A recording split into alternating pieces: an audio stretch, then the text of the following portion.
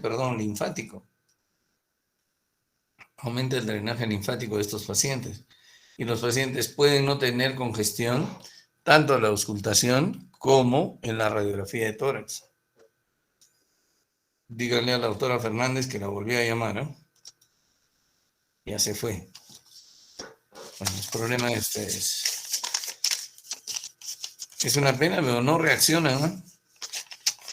Bueno, ya les he dicho, yo no les voy a regalar el curso, muchachos. Ya estoy acostumbrado a que me denuncien de lo que sea. Pueden hacer su trámite, pero yo voy a quedar con la conciencia tranquila. No les voy a regalar el curso. Hablemos de estenosis aórtica. No reaccionen, o sea, los orales siguen siendo malos. Los orales son malos, la prueba escrita ha sido una masacre, en el sentido Hitler matando a los judíos, ha sido una masacre de judíos. Y aún así no reaccionan, o sea, parece que no creen. Yo creo que sí deben creer, ¿eh? Les paso la voz. Pero tienen esa opción. En nuestra universidad hay esa opción. Ya ustedes verán su futuro.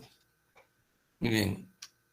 Estenosis, hablemos de estenosis aórtica. Cuando hemos hablado de estenosis valvular, hemos dicho que se trata de una válvula que no abre bien, cuya área de apertura está disminuida. Cuando hablamos de estenosis valvular mitral, dijimos que la válvula mitral, obviamente, como ustedes saben, y espero que lo sepan, se abre en diástole, mientras que la válvula aórtica se abre durante la sístole, ¿no? La estenosis aórtica representa aproximadamente la cuarta parte de todas las valvulopatías y el 80% de casos ocurre en varones. En cuanto a las causas, al igual que la estenosis mitral, las causas de estenosis aórtica no son muy abundantes, ¿no? Entonces, las causas de estenosis aórtica quedan restringidas a un proceso degenerativo que asienta sobre un trastorno congénito o adquirido, ¿no? Este proceso degenerativo ocurre sobre un trastorno congénito que puede ser la presencia de una válvula bicúspide o unicúspide o sobre un proceso de calcificación degenerativa propia de la edad o sobre un proceso inflamatorio, como la que deja la fiebre reumática o como el que deja la fiebre reumática. Ocasionalmente, la radioterapia, la radiación, por ejemplo, un linfoma de tórax, nos puede producir estenosis aórtica, pero lo más común son las tres primeras causas, es decir, es un proceso inflamatorio degenerativo que ocurre sobre una base de una alteración congénita, degenerativa, por la edad o inflamatoria, como secuencia de la fiebre reumática. Eso es lo más frecuente. El proceso degenerativo que se produce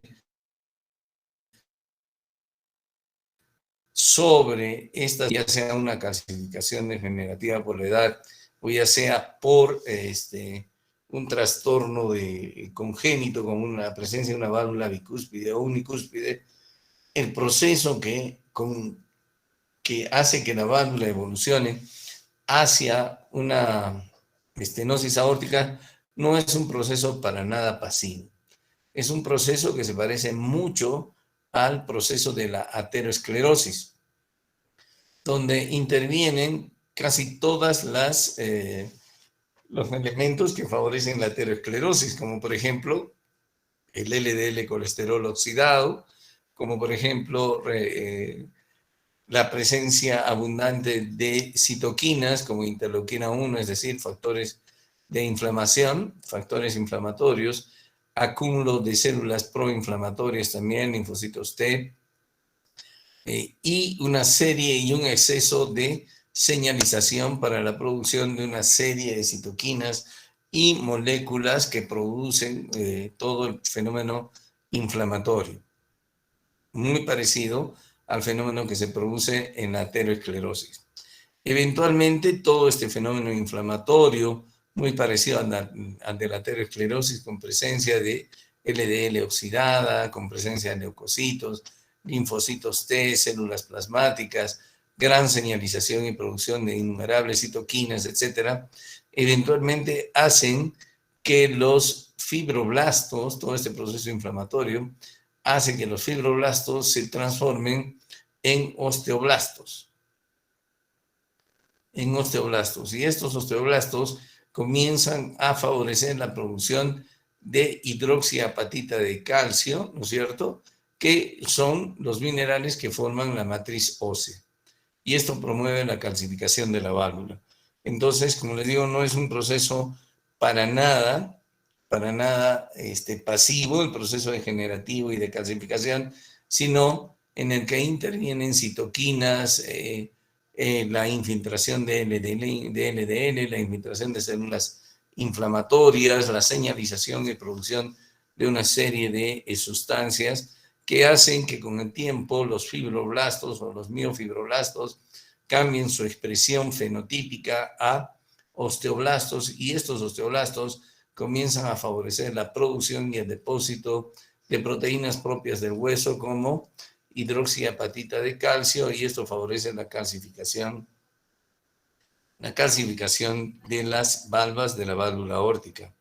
Es así también que en pacientes, en cierto porcentaje, no en todos, en cierto porcentaje de pacientes con estenosis aórtica, se ha descrito la presencia de factores de riesgo de enfermedad aterosclerótica o de enfermedad cardiovascular, es decir, en ciertos pacientes se da con mayor frecuencia cuando estos tienen dislipidemia, hipertensión, son fumadores y diabéticos, ¿no? Entonces, estos factores de riesgo también predisponen a la aparición de estenosis aórtica. Existen otras condiciones que pueden producir obstrucción del tracto de salida del ventrículo izquierdo.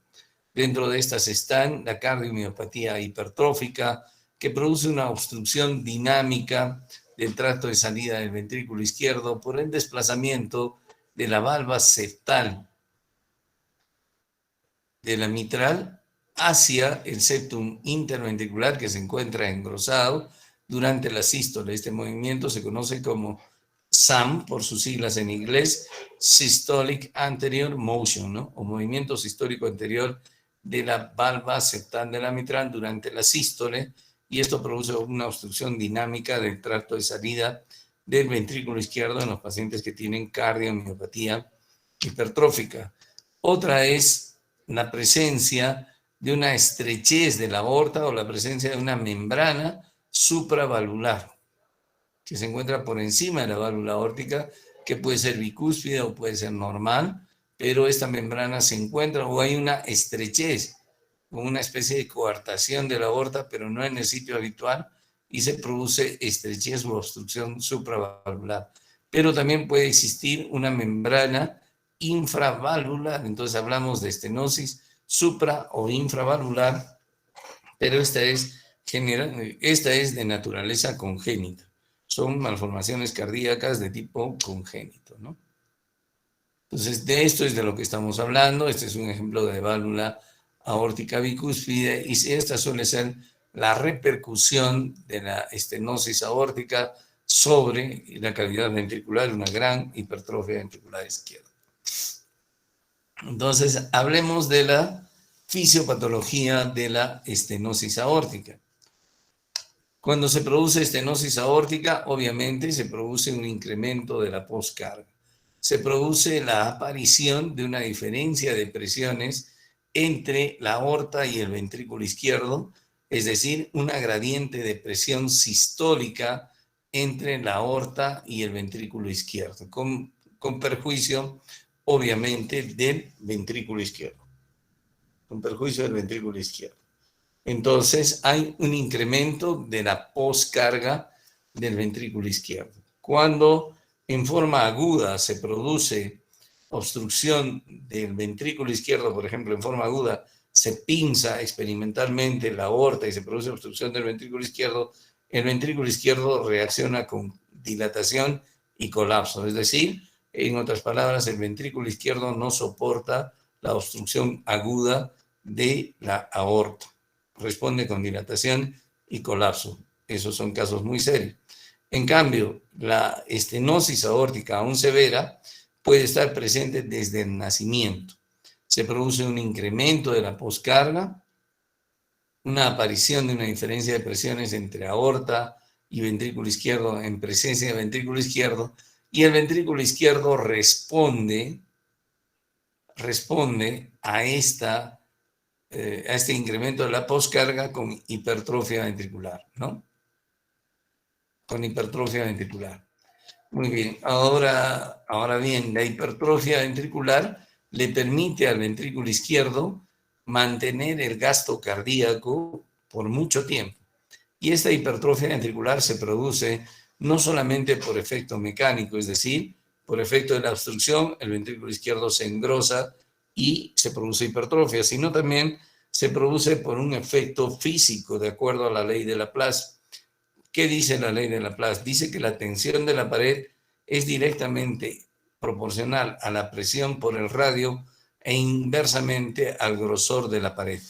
De manera que el ventrículo izquierdo se hipertrofia no solamente para vencer la resistencia, sino también para reducir la tensión de la pared. Y esta hipertrofia le permite al ventrículo izquierdo mantener el gasto cardíaco por mucho tiempo, incluso aún estando el paciente con una estenosis aórtica severa. Incluso con una estenosis aórtica severa, la hipertrofia se vuelve un mecanismo de compensación inadecuado. ¿Por qué? Porque la hipertrofia altera las propiedades diastólicas del ventrículo izquierdo, lo vuelve más rígido y entonces el paciente desarrolla disfunción de tipo diastólico, ¿no? A su vez, la hipertrofia hace que este ventrículo se vuelva muy dependiente de la contracción auricular. La contracción auricular en el paciente con estenosis aórtica es muy importante para mantener su gasto cardíaco. Entonces se vuelve muy dependiente de la contracción auricular, ¿no? Luego, la hipertrofia, ¿qué condiciona? Condiciona fibrosis y apoptosis.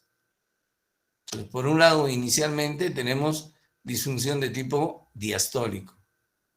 Y por otro lado, posteriormente, si continúa a evolucionar, como les digo, eventualmente la hipertrofia se convierte en un mecanismo inadecuado de compensación y como sabemos, la hipertrofia favorece fibrosis y apoptosis. Y si se favorece fibrosis y apoptosis, las fibras miocárdicas que antes se contraían son reemplazadas por fibra. Los miocitos son reemplazados por fibra y entonces ya no se contraen adecuadamente y el paciente con estenosis aórtica puede en etapas finales, en etapas muy avanzadas de su enfermedad, desarrollar disfunción de tipo sistólico. Inicialmente desarrolla disfunción de tipo diastólico y hacia el final de su enfermedad desarrolla disfunción de tipo sistólico. Y entonces el paciente desarrolla insuficiencia cardíaca clínica con todas las manifestaciones que conocemos. Si un paciente con estenosis aórtica desarrolla insuficiencia cardíaca por disfunción sistólica, está en etapas muy avanzadas de su enfermedad. Entonces, la hipertrofia promueve apoptosis y promueve fibrosis miocárdica. Pero no solamente eso, la hipertrofia ventricular izquierda promueve isquemia miocárdica. ¿Y por qué promueve isquemia miocárdica? Porque incrementa las necesidades miocárdicas de oxígeno. ¿Y por qué incrementa las necesidades miocárdicas de oxígeno? Muy fácil, porque aumenta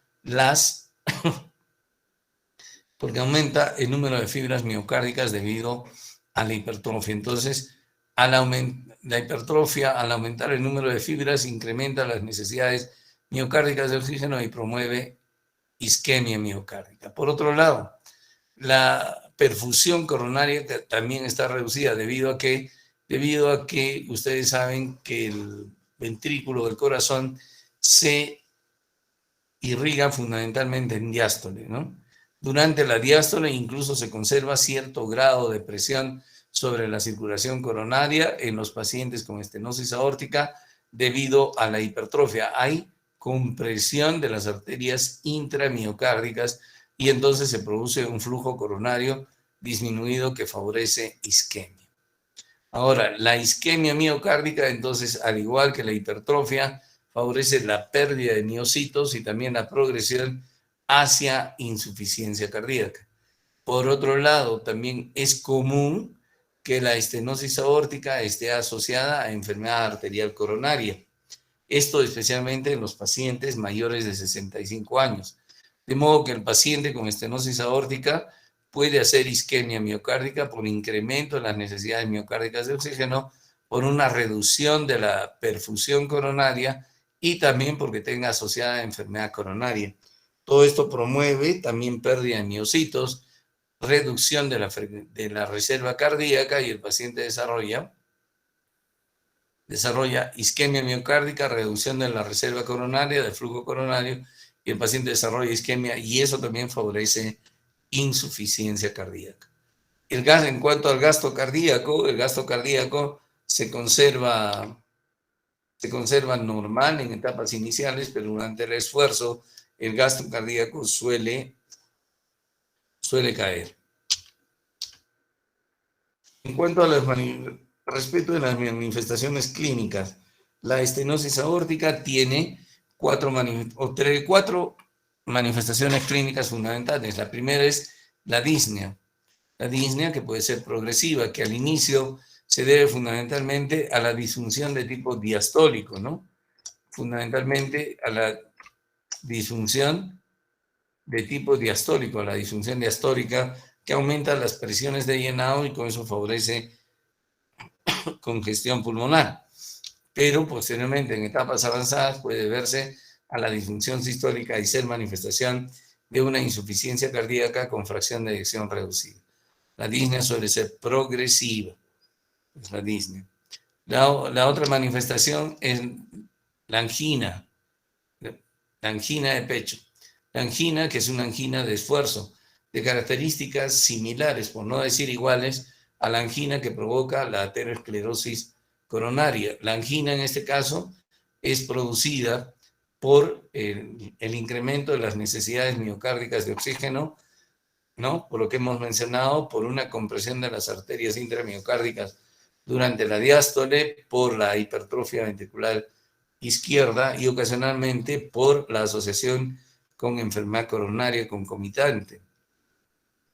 La angina, entonces, es de las mismas características, aparece durante el esfuerzo, calma con el reposo, es de las mismas características.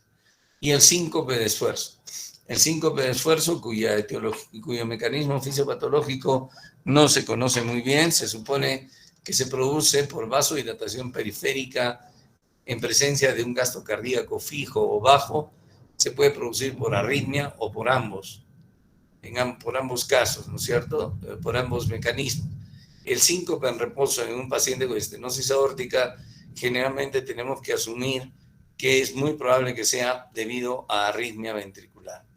La fibrilación auricular puede también descompensar al paciente con estenosis aórtica, descompensarlo seriamente, debido a que, como hemos dicho, estos pacientes son muy dependientes de la contracción auricular. En la fibrilación auricular desaparece la contracción auricular, en el bloqueo auriculoventricular también se produce una disociación auriculoventricular y se pierde el aporte de la aurícula al llenado ventricular, y en ambas situaciones el paciente puede descompensarse severamente y sufrir las consecuencias de su necesidad de conservar el ritmo sinusal, porque la contracción auricular es muy importante para el llenado ventricular en el paciente con estenosis aórtica. La insuficiencia cardíaca ya es una manifestación de que estamos en etapas avanzadas de la enfermedad. Estos son los tres síntomas cardinales de la estenosis aórtica. Cardinales, ¿qué quiere decir? Importantes. fundamentales, básicos de recordar: disnea, angina y síncope. Y si el paciente hace insuficiencia cardíaca, estamos en etapas avanzadas de su enfermedad. En el examen clínico, ¿qué es lo que vamos a buscar? A nivel carotídeo, vamos y buscamos pulso parvus y tardus, ¿no es cierto? Pulso parvus y tardus. La presión arterial suele ser normal en estos pacientes, sobre todo cuando son muy jóvenes, y la presión diferencial suele ser muy estrecha, es decir, la presión de pulso, sobre todo cuando son jóvenes. Sin embargo, cuando el paciente es mayor de 65 años, el paciente puede estar hipertenso y tener estenosis aórtica severa. Antes se decía que si el paciente tenía presión alta y sospechábamos estenosis aórtica severa, eso no podía ser posible porque la estenosis estaría permitiendo que tenga hipertensión arterial el paciente. Entonces, eso no es tan cierto, sobre todo en pacientes ancianos. En otras palabras, en pacientes ancianos mayores de 65 años, nos podemos encontrar con estenosis aórtica severas e hipertensión arterial. Y en pacientes más jóvenes sin hipertensión arterial, la presión arterial suele ser normal o baja y la presión de pulso puede ser muy estrecha. En cuanto al ritmo cardíaco, rara vez estos pacientes se encuentran en fibrilación auricular. No es lo común, ya que estos pacientes conservan su ritmo sinusal hasta etapas avanzadas de la enfermedad, por lo que les he mencionado, necesitan de la contracción auricular para favorecer el llenado ventricular.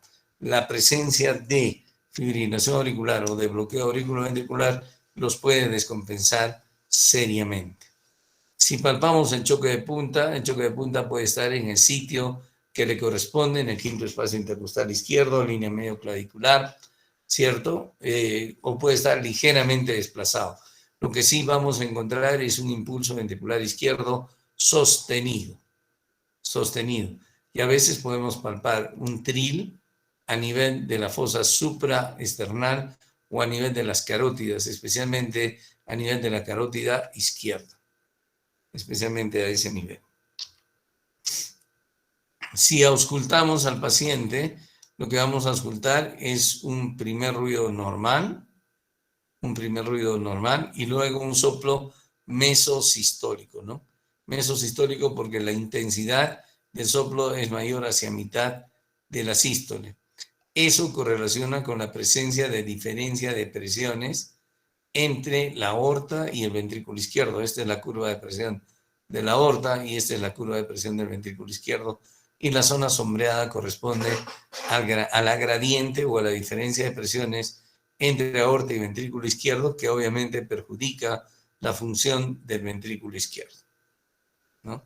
Entonces, un soplo mesosistólico que inicia después del primer ruido y termina antes del segundo ruido y que usualmente se irradia hacia las arterias carótidas. En los ancianos a veces se puede irradiar hacia la punta y recuerden que eso se conoce como fenómeno de Galabardín. El segundo ruido en la estenosis aórtica puede estar desdoblado, pero más que desdoblado en forma fisiológica, como lo está en la insuficiencia mitral grave. En la insuficiencia mitral grave, el segundo ruido está desdoblado, pero en forma fisiológica. ¿Qué quiere decir? Que el componente aórtico y el componente pulmonar el componente aórtico ocurre antes que el componente pulmonar. En la estenosis aórtica, el segundo ruido presenta un desdoblamiento paradójico, ¿no?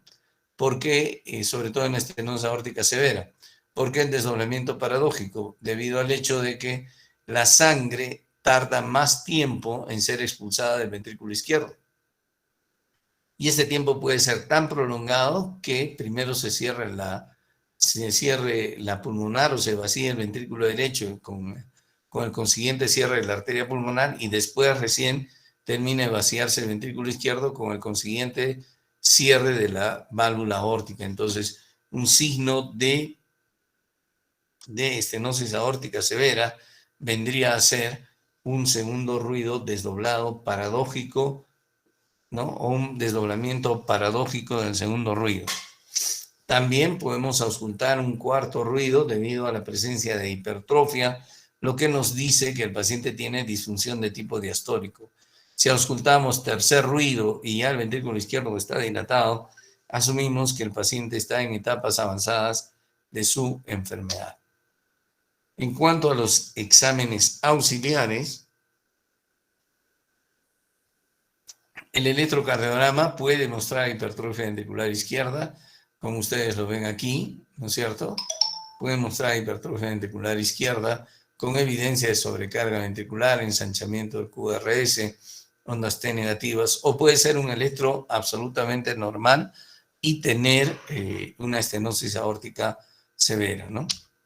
La radiografía de tórax también nos puede mostrar evidencia de ausencia de cardiomegalia, una cardiomegalia muy leve, con un borde del ventrículo izquierdo redondeado, que nos habla de la hipertrofia del ventrículo izquierdo, y evidencia de congestión. Cuando sí tenemos que asumir que el paciente está con disfunción de tipo diastólico, y en etapas avanzadas de su enfermedad puede haber gran dilatación del ventrículo izquierdo, porque ya se está remodelando, gran dilatación y evidencia clara de congestión pulmonar debido a disfunción sistólica, porque el paciente está en etapas avanzadas de su enfermedad.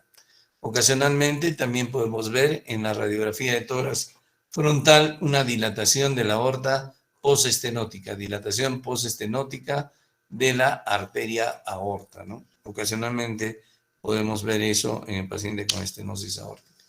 La ecocardiografía transtorácica es el examen de elección para no para el diagnóstico, porque el diagnóstico de estenosis aórtica lo podemos hacer con el examen que acabamos de mencionar o que acabamos de repasar.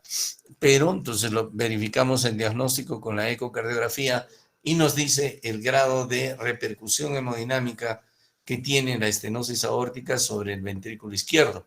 Nos dice también si el paciente está con una buena fracción de eyección, con una baja fracción de eyección, si está en etapas avanzadas de su enfermedad, si no lo está, y nos dice el grado de severidad de la estenosis aórtica. Ustedes ven en este eco transtorácico una válvula aórtica sumamente calcificada, sumamente comprometida por la calcificación.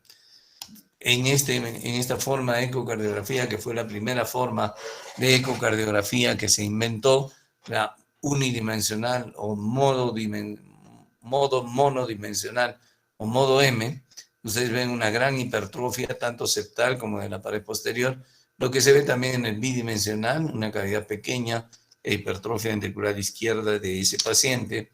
Y cuando a ese paciente le hacen la evaluación con Doppler, uno puede medir la diferencia de presiones, ¿no? La gradiente media que hay entre el ventrículo izquierdo y la aorta. Una gradiente media mayor o igual de 40 milímetros de mercurio, se dice que el paciente tiene una estenosis aórtica severa, o un área menor de 1 centímetro cuadrado o de 0,6 centímetros cuadrados por metro cuadrado de superficie corporal. En realidad lo que aconsejan muy frecuentemente es tener en cuenta la gradiente media, ¿no? Antes que la gradiente pico.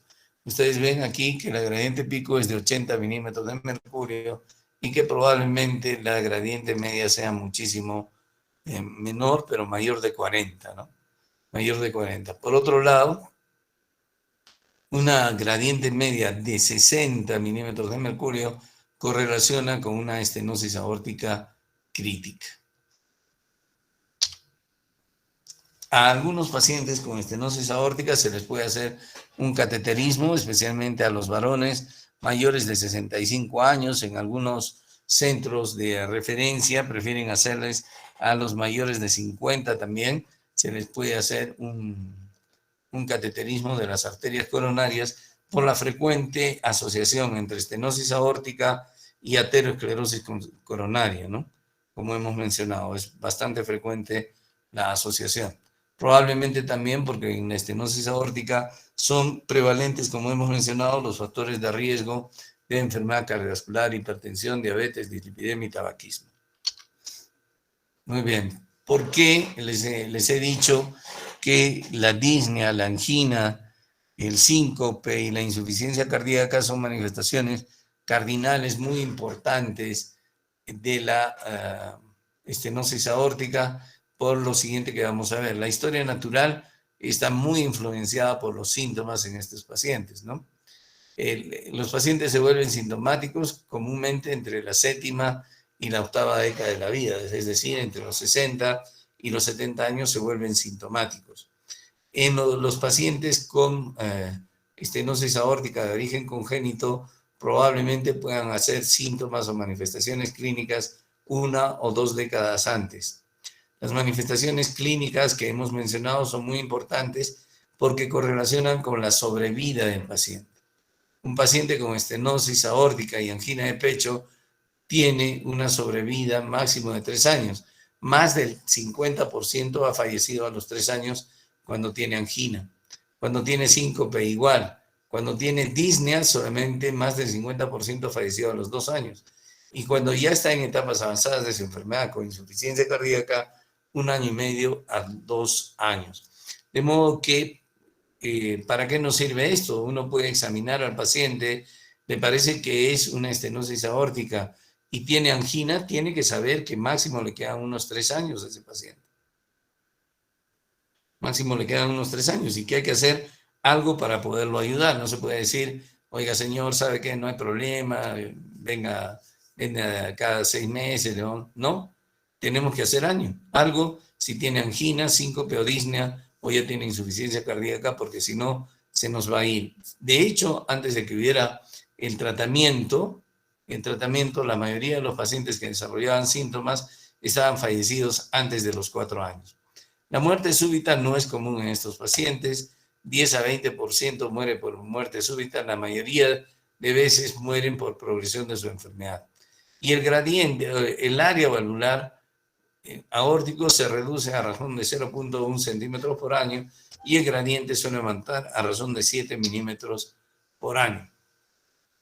No es adecuado utilizar vasodilatadores en estos pacientes, a diferencia de la insuficiencia mitral aguda, en los cuales podemos utilizar vasodilatadores y mandarlos a operar inmediatamente.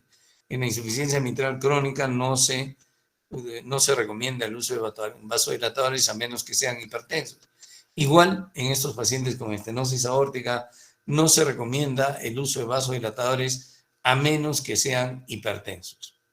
Si son hipertensos, entonces sí se recomienda el uso de vasodilatadores guiados por las guías de práctica clínica. En teoría, los inhibidores de la enzima convertidora podrían tener una ventaja debido al potencial efecto sobre la fibrosis del ventrículo izquierdo, además del control de la hipertensión. Los beta bloqueadores también son una adecuada elección en pacientes que tienen enfermedad coronaria concomitante. Entonces, no hay problema. Si el paciente no tiene hipertensión arterial, no hay por qué darle vasodilatadores. Pero sí podemos darle beta bloqueadores para reducir la frecuencia y reducir la gradiente, algún medicamento bradicardizante. Si el paciente es hipertenso, de preferencia utilizar inhibidores. Y si el paciente tiene enfermedad coronaria concomitante, beta bloqueadores.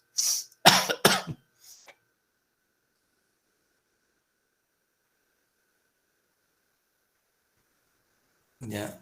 Una cosa que, a pesar de lo que les he mencionado, es que, por ejemplo, estos pacientes tienen, en la fisiopatología interviene la LDL oxidada, etcétera, a pesar de que también se producen pacientes con factores de riesgo. La terapia con estatinas no está indicada para prevenir la progresión de la estenosis aórtica. Ya no sirve para prevenir la progresión. Sí sirve para el manejo del paciente con enfermedad coronaria concomitante, pero no para tratar la estenosis aórtica.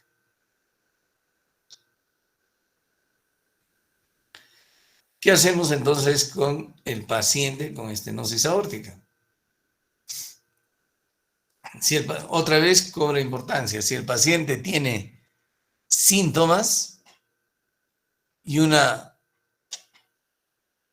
gradiente media de más de 40 milímetros de mercurio, puede ir a reemplazo valvular por cirugía o por lo que se llama TAVI.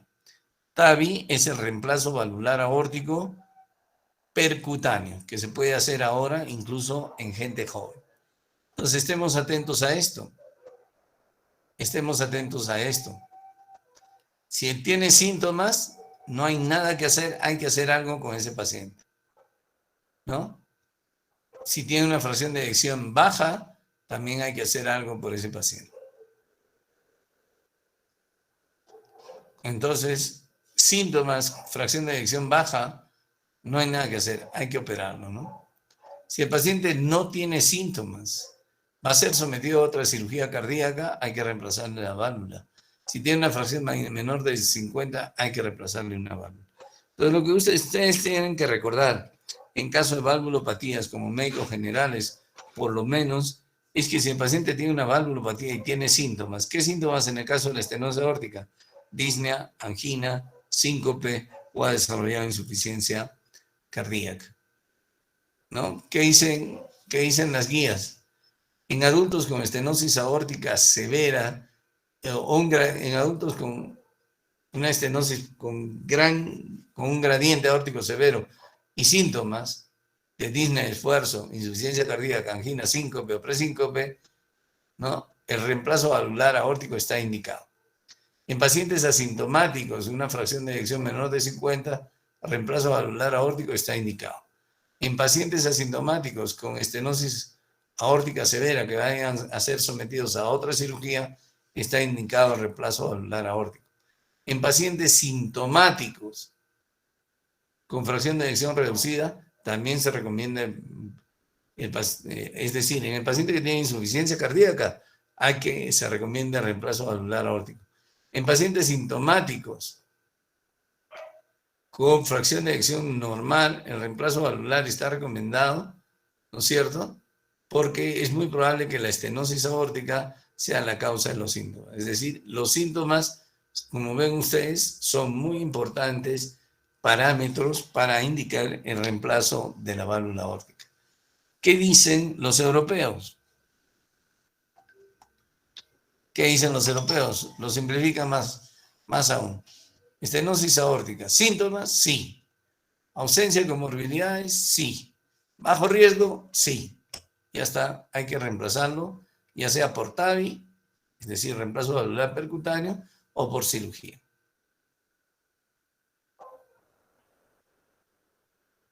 Muy bien. Si tiene bajo riesgo, también la cirugía parece ser mejor en los que tienen bajo riesgo. Si no tiene síntomas, fracción de eyección menor de 50, cirugía. Si no tiene síntomas, le puede hacer una prueba de esfuerzo. Si sale con síntomas, cirugía. Entonces, lo más importante es que se fijen en esto. Si el paciente tiene síntomas, no hay nada que hacer. Hay que reemplazar la válvula. La válvula, como les dije, se puede reemplazar por cirugía o se puede reemplazar por TAVI o TAVR, ¿no? Que es el reemplazo percutáneo de la válvula aórtica. Existen numerosos dispositivos para reemplazar, y este ya es un estudio un poco antiguo, del 2007, pero en el que claramente en este estudio se empezó a hacer el reemplazo valvular aórtico en los pacientes que tenían, como les digo, un riesgo prohibitivo. Estaban muy viejitos, pero estenosis aórtica severa, muy viejitos o muy enfermos para poderlos someter a cirugía. Entonces a ellos se les empezó a hacer este procedimiento, y observen cómo el área valvular aórtica mejora y cómo también la clase funcional mejora en estos pacientes después del reemplazo valvular percutáneo. Posteriormente, ¿no?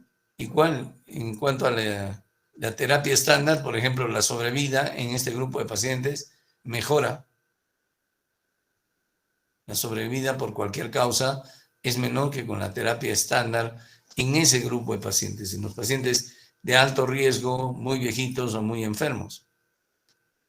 En cambio, así, y la sobrevida, cuando era comparada con la cirugía, esta es la terapia estándar, que quiere decir terapia medicamentosa. Cuando era comparada con la cirugía, la sobrevida es prácticamente la misma. La misma. De esta forma, por ejemplo, para pacientes sintomáticos y asintomáticos con estenosis aórtica severa y cualquier indicación de reemplazo valvular aórtico, si son menores de 65 años y tienen una expectativa de vida mayor de 20, se recomienda la cirugía.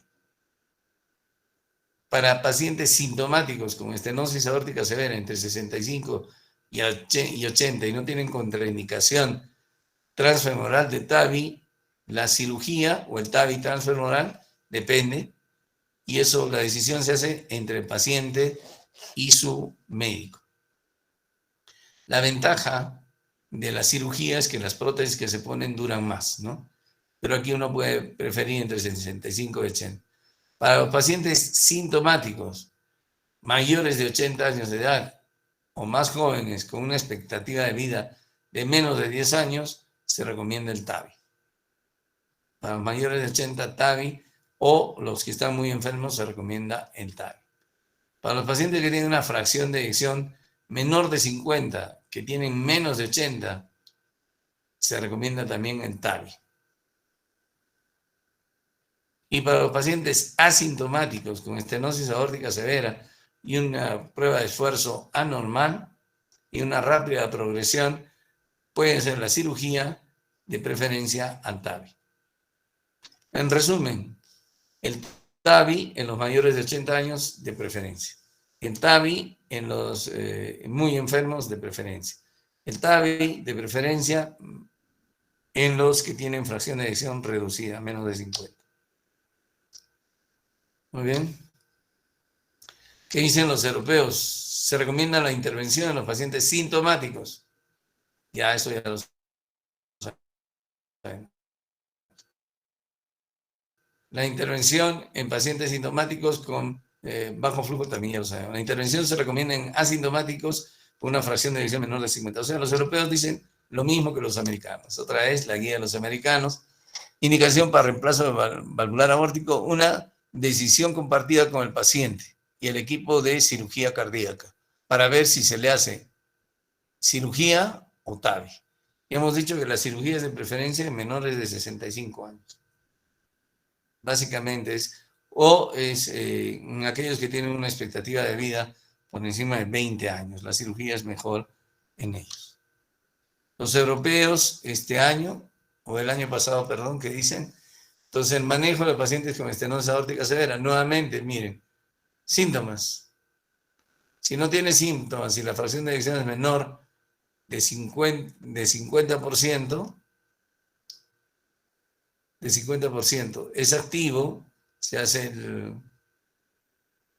hace una prueba de esfuerzo, se le puede hacer, aparecen síntomas, se hace evaluación con el equipo de cirugía cardíaca y ahí se decide si se le hace cirugía o TAVI o TAVI. Los europeos dicen mayores de 75 años, a ellos TAVI. Los americanos mayores de 80, ¿no? Cada quien tiene su en el Perú utilizamos el criterio de mayores de 80, por lo menos eso se utiliza en el INCOR. Muy bien, muchísimas gracias. ¿Alguna pregunta hasta aquí?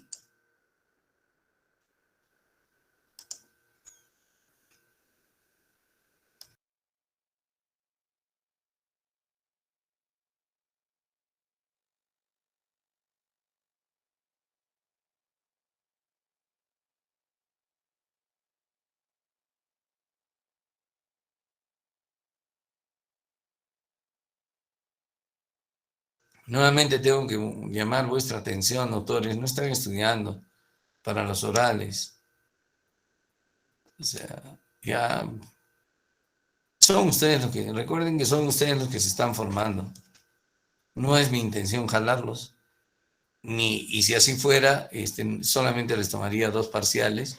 Como dice, como si ustedes revisan, no les estoy mintiendo, pueden entrar al centro de cómputo y solamente yo tengo derecho a tomar 2 parciales. O podríamos reducir el curso al mínimo, ¿no?